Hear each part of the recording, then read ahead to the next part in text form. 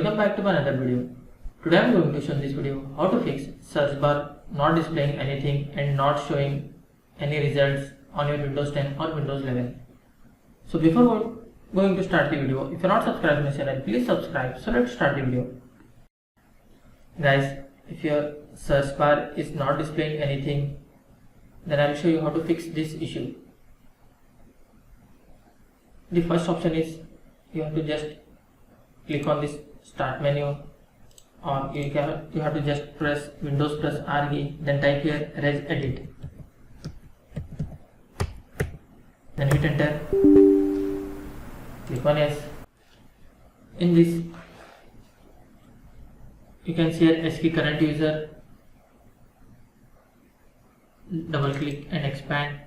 After that you have to find software, double click and expand. In this you have to find Microsoft. You can see here Microsoft, double click and expand. After that in this you have to find Windows, scroll down, you can see here Windows, double click and expand. Find current version, double click and expand. After that you have to find search, scroll down, you can see here search. You have to just click on this, only just you have to click on single click.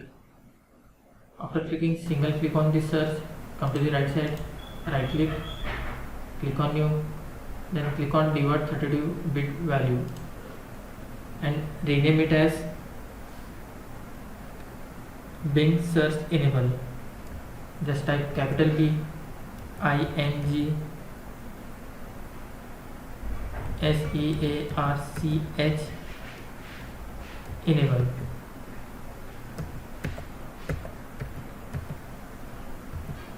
Enabled. Double click on that and you have to make sure that value data is 0. Then click OK and close this window. Then close this window and restart your PC. After restarting, hope your issue will be resolved. That's it guys. So this way you can fix Windows 10 or Windows 11 search bar not working anything or not showing anything. Thanks for watching. Hope if you like this video, please like, share and don't forget to subscribe.